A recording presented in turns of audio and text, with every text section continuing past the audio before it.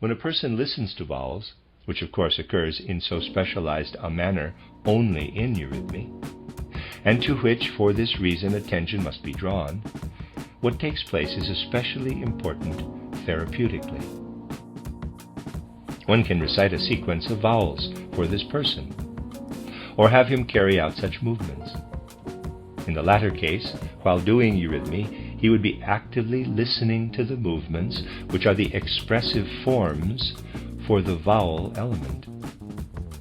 In a normal person listening to vowels, those movements of the etheric body corresponding to the rhythmic system become active in the way already described.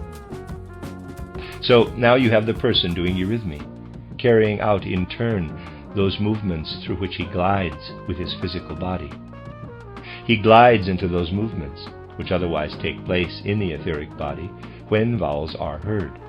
That is how the matter is, in quotes, specialized. In applying for therapeutic ends everything derived from the vowel element in eurythmy, you will be able to affect the rhythmic organs in particular. Now, perhaps Frau Baumann will do the same poem once again consonantally. You will notice at a glance the radical difference between the consonants and the vowels as they are carried out eurythmically. The difference is indeed thoroughly radical. Wishing to study what we have just seen, we will have to make clear to ourselves how the matter would be if, in ordinary listening, we were to hear only the consonants.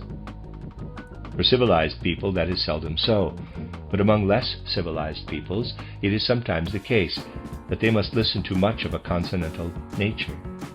The consonantal world in speech is appreciably richer among less civilized peoples, and the transition from one consonant to another is stronger and unilluminated by a vowel lying between. You will say to yourself, to listen to this consonantal element is entirely different from listening to a language that is thoroughly permeated by vowels.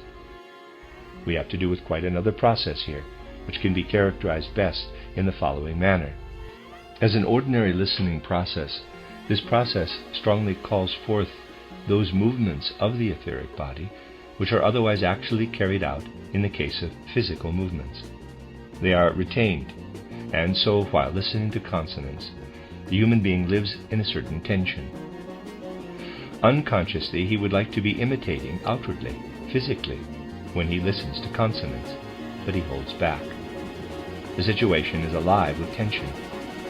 A state of pacification prevails, but it is an artificially induced pacification called forth by the power of one's own ego in opposition to those movements which want to be carried out. Volition dammed up within itself is manifest when consonants are heard. It is a continual curbing of what unceasingly strives to become physical movement. Once again, it is for the human being a stepping out, a going over into the condition of sleep. And this going out, this transition into sleep, is extraordinarily interesting.